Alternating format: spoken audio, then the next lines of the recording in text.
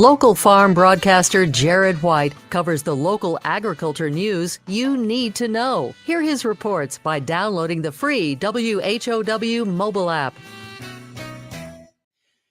News time is 6 minutes after 7 o'clock here on this Tuesday morning. Top of the morning from the newsroom of Regional Radio and DeWittDailyNews.com. I'm Seth Lawrence with this expanded local newscast brought to you by Baum Chevrolet Buick in Clinton, your Silverado headquarters, and the WHOW Morning Show streams to Facebook and YouTube, brought to you by Peterson Insurance, your Pekin Insurance agent in Clinton.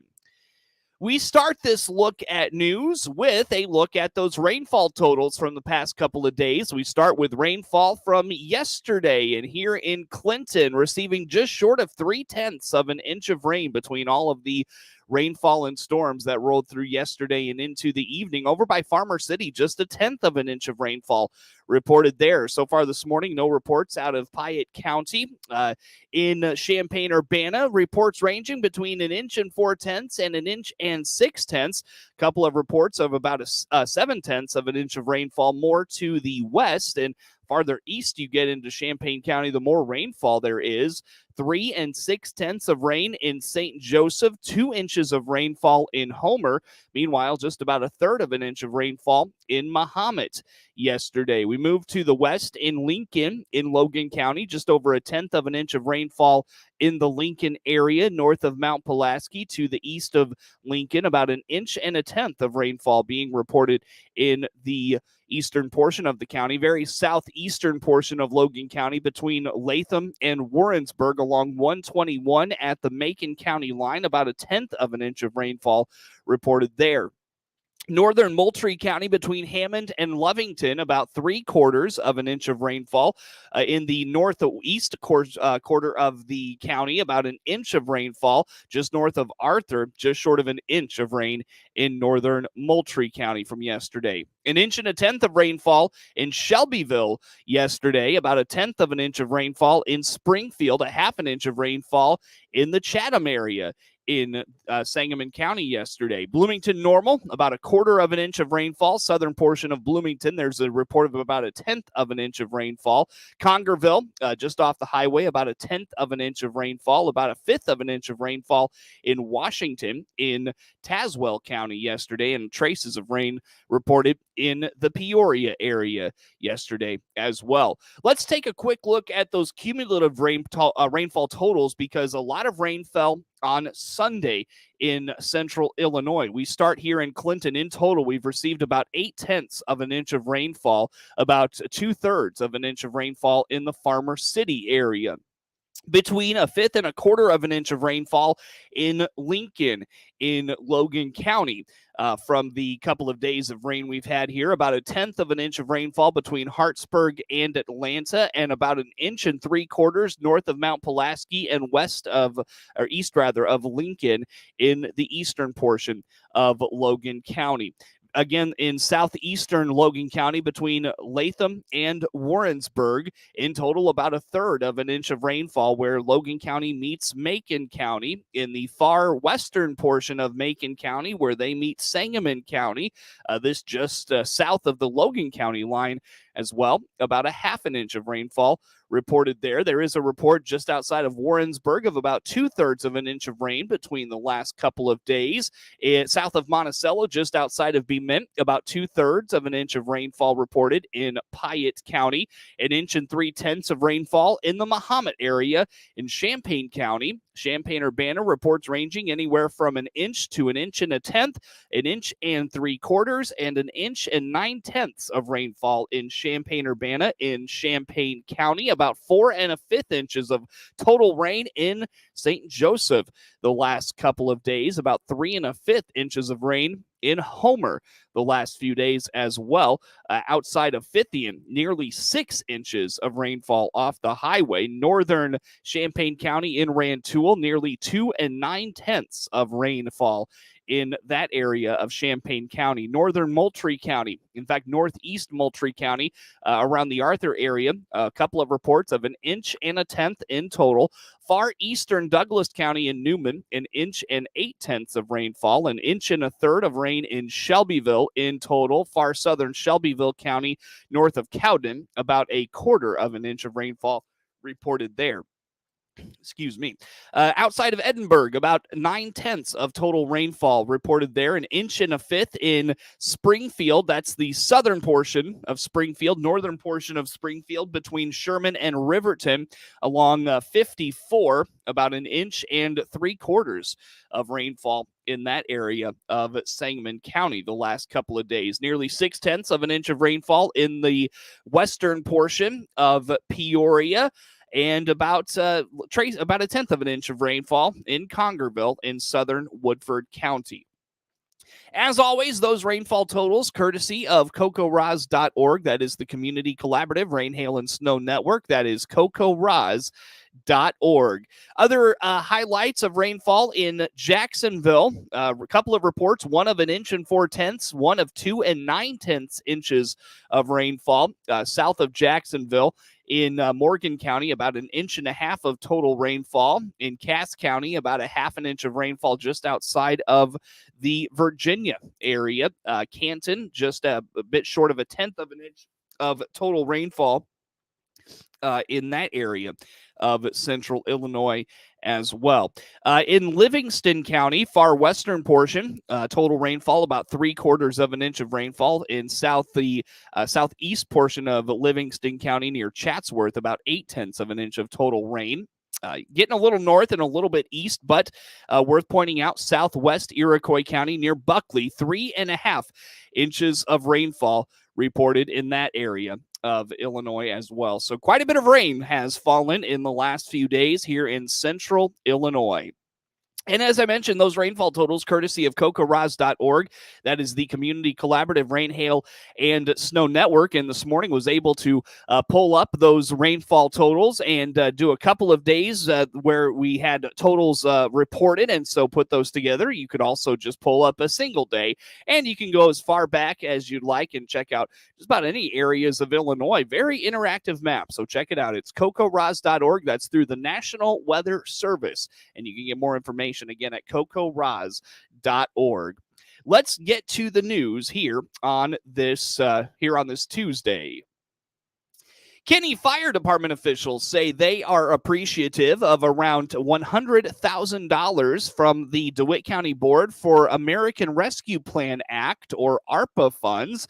On the WHOW Morning Show Monday, Fritz Robinson indicates they hope to take the funds from the county board and begin a new shed on their fire engines. He adds they are out of space with what they currently have.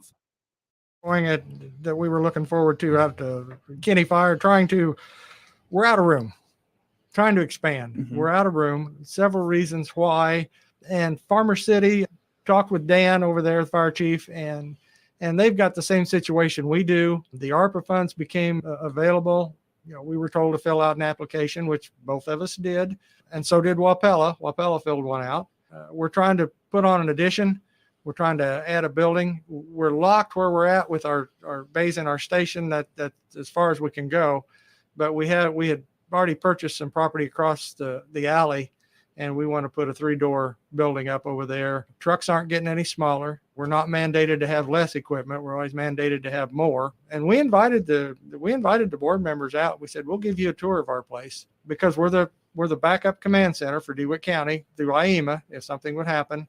And everybody says, oh, the power plant. Well, that backup command center may not be the power plant. It could be anything from a train derailment with a hazardous material spill to a tornado, mm-hmm. to anything that would affect the dispatch center in Clinton. And then it's got to move. Mm-hmm. So it comes out there. And like I told them, to be real honest, when they all come out there, and there'll be a lot of agencies there if we have one of those moments, it's going to be crowded. Mm-hmm. It's going to be very, very crowded.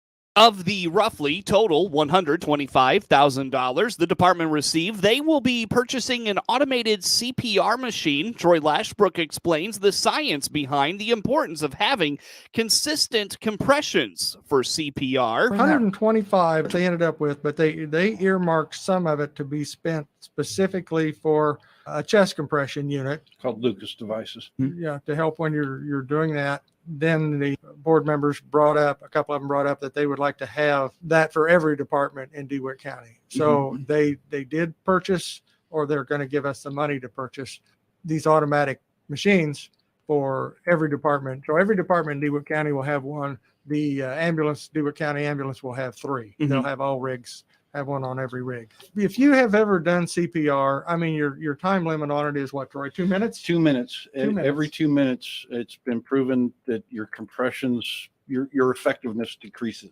When you're running the scene, you've got to be watching the clock and watching your people, and you've got to switch them out every 2 minutes. Case in point, let's just say they got to go clear to the northwest side of the Waynesville district. You're talking 12, 15 minutes before an ambulance can get there. If you've only got 3 guys, you're out of help. Right. With this device, you can hook it up. According to Robinson, the $100,000 or so they will be able to dedicate to a new structure adjacent to the existing fire station will allow them to get a building started, but not all the way completed. Not near far enough. It's expensive. Of course, we have to do prevailing wage. We are a tax entity. What they gave us basically will frame up 90% of the building. The building, the estimates we have right now just to frame up what we want is about $136,000. But this will give us a start on that. We can get it framed up. We can make it functional. We can have the water and the sewer and the electricity and all that there. It may not be all pretty on the inside yet, but we can work on that. Still gives us a place in an emergency to where we can place vehicles. Sure. We will have to upgrade engines, either 28 or 20. Engines are not getting smaller. They barely fit in the station now. And if we get anything that's just a little bit bigger, and like I said, they're all getting bigger, they're not going to fit in our station. They're just not going to fit. So yes, we may end up housing a couple of engines over there, still leave room to make the other part of the facility. And like I say, we haven't gotten this all done yet. Make it multifunctional. If we have a mutual aid department come in and stand by our station, they have a place to put their truck. Some of their trucks won't fit in our station when they show up. So once again, if it's 7 below 0 and they show up, what do you do? The Robinson hopes to get the building project started in the next year. He thanks the county board for the funds and for the consideration they gave them during the process.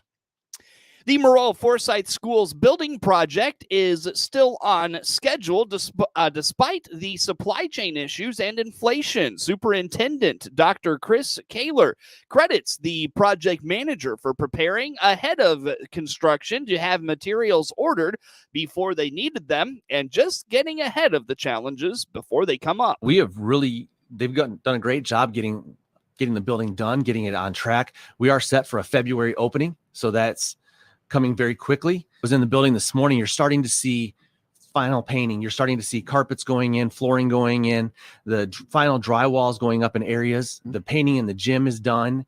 It's great seeing that project, how it's developed from November last year when we put our first precast wall up to now. We're enclosed. We've got the final painting going in. The cabinets are going up in certain classrooms.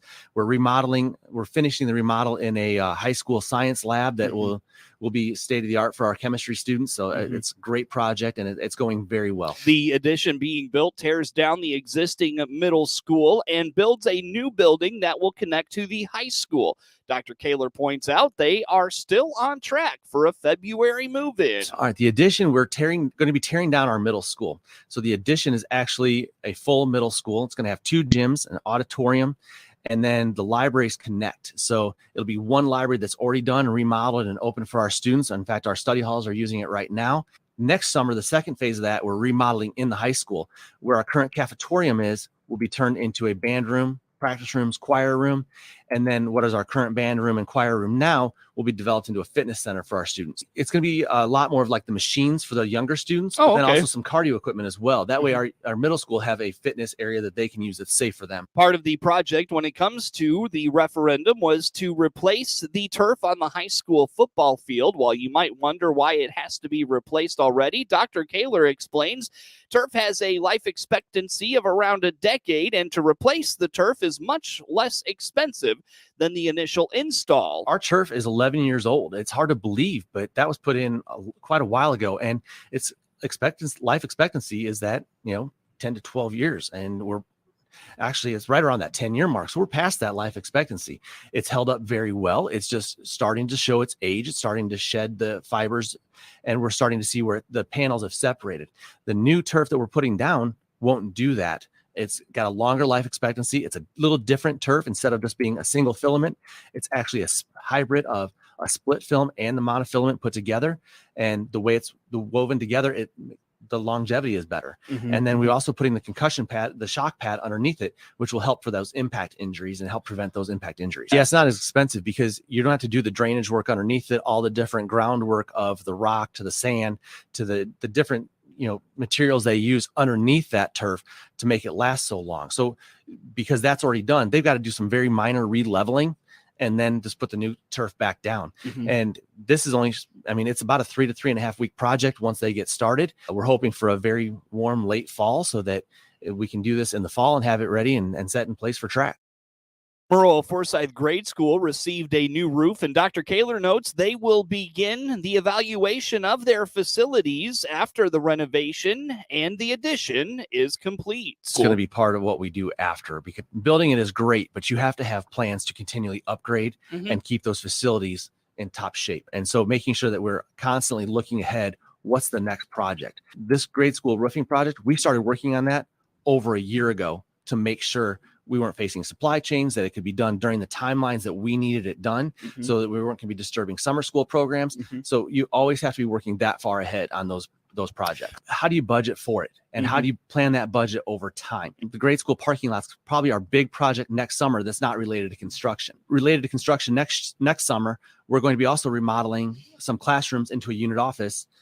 The old ag shop and old weight room that's at the current middle school will be turned into a bus garage. So that's remodeling that's going on there. That's a very big project, but we got to tear out the parking lot and get that replaced. So that at the grade school, that's gonna be part of it. Redoing the paving all around that so that we can park our buses at the new admin building. Those are all big projects. After that, then it's starting to look at, all right, what's the next thing that needs to be remodeled, or what do we need to do next for that? Another thing with facilities this year is getting rid of all of our old smart boards and putting in Promethean boards. That's not a huge project, but that's something we face supply chain. Getting those in and then getting them installed has been an issue that we're facing. Maroa-Forsyth, the total cost of the current renovation and addition is around $33 million. It is 24 minutes after the hour here on this Tuesday morning. We've got more to get to coming up on the WHOW Morning Show. Baum Chevrolet Buick also has transportation options in Farmer City. This is Scott Baum. Baum Motor Company in Farmer City has been open since 2002. We have used cars and trucks, SUVs and crossovers to fit your transportation needs. We also have a convenient service option for maintenance and repairs, plus trailer sales and trailer rentals. Come see Chase Stevenson, Taylor Kennedy for sales, and Matt French for service. Baum Motor Company in Farmer City, right from the start. 24 minutes after the hour this morning. Again, I'm Seth Lawrence with you folks today for this expanded local newscast.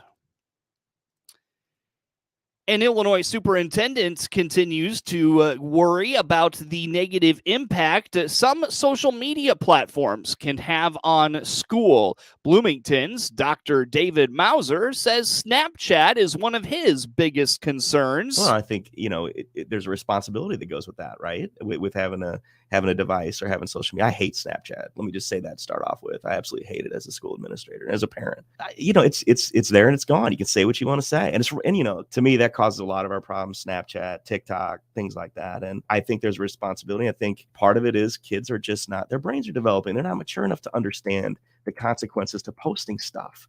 and what that may mean. And that's unfortunately, that's part of what we're dealing with schools now too, is having to teach that as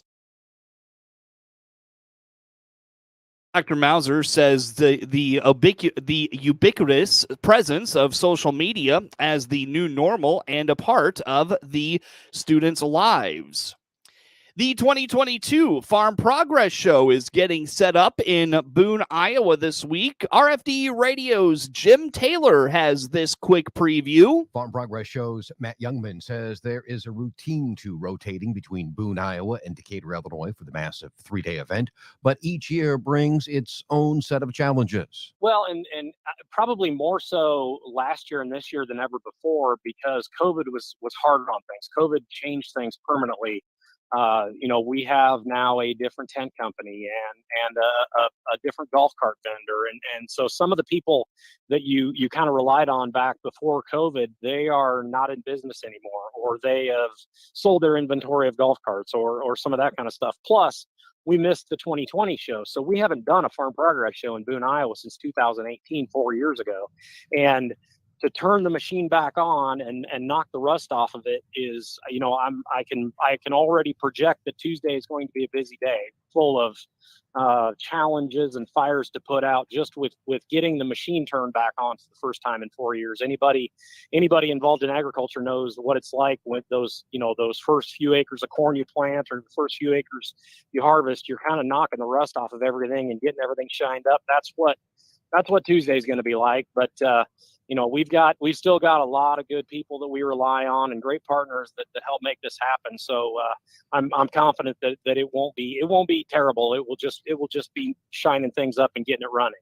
All right. So tell us a little bit about, some of the highlights of 2022. What are some of the initial things you want to share with our listening audience? Well, a lot of the things I can't talk about because they're global product introductions that are going to occur on Tuesday morning. But there are some things I can talk about. We're going to have the floating tractor is fun. We're going to have the Lee Bryce concert Wednesday night. That's fun. But then when you start talking about products, there are product unveilings from New Holland and AGCO on the Fent line. There's a lot of celebrations going on the AGCO lot, the 175th anniversary of Massey Ferguson and several other celebrations that those folks are having.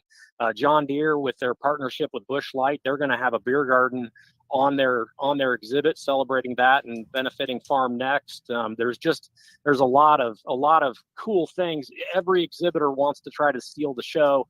We're going to have Geringhoff's going to have the world's largest corn head, a 24-row 30 60-foot wide corn head here on display. So, there's something new around every corner. Farm Progress Show Events Director Matt Youngman. The 2022 show runs today through Thursday. Full schedule and more information is available at farmprogressshow.com. Covering the Farm Progress Show for the RFD Radio Network, I'm Jim Taylor. And hear live coverage from Boone, Iowa this afternoon through Thursday right here on the Big 1520 AM, 92.3 FM, and 106.5 FM WHOW, as well as our digital online platforms. 29 minutes after the hour here on this Tuesday morning, coverage of news brought to you by Baum Chevrolet Buick in Clinton, your Silverado headquarters, and the morning show streams to Facebook and YouTube, brought to you by Peterson Insurance, your Pekin Insurance agent in Clinton. Get the latest in local news anytime from your computer or mobile device at DeWittDailyNews.com. Coming up on 7:30 here on this Tuesday. Network news on the way and reports from Farm Progress Show coming up next. With SRN News, I'm Rich Thomason in Washington. Southern Ukraine, the focus of intense fighting as the Ukrainian military launches an offensive across a broad front. The defenders are claiming success in fresh attacks on Russian troops. Iraq has been shaken by stepped-up political violence. At least 30 people reportedly killed in the latest round of bloodshed centered on Baghdad's Green Zone. Do not drink the water. Mississippi Governor Tate Reeves' plea to residents of Jackson, Mississippi, the city's water treatment plant knocked offline by massive flooding that has left Jackson with little to no drinking water. Police in Bend, Oregon say the gunman who opened fire in a supermarket the other day, killing 2 people before taking his own life, was a 20-year-old man from Bend, was known for getting into fights at the high school he graduated from 2 years ago. More details at srnnews.com. With SRN Sports, I'm Jim Bartow. All eyes were on Serena Williams at Arthur Ashe Stadium. Serena Williams has lived to fight another day at the U.S. Open. The 40-year-old 6-time former champion lighting up the Arthur Ashe Stadium with an impressive hard-hitting first-round victory over 27-year-old Danka Kovanic. Williams showed some signs of nerves early in the match, but in the end showed some very impressive touch for somebody who's only played 5 matches all year, closing out the victory 6-3, 6-3, taking an hour and 40 minutes. Williams says she will be evolving rather than retiring at the end of the championship. Her next hurdle in New York, second-seeded Estonian Anett Kontaveit. I'm Graham Agars. Jimmy Garoppolo is staying in San Francisco after agreeing to a reduced contract to be the backup to Trey Lance on the 49ers. ESPN reports that Garoppolo will receive a $6.5 million fully guaranteed base salary plus bonuses. This is SRN Sports. Interleague Baseball, Toronto 5-4 winners over the Cubs.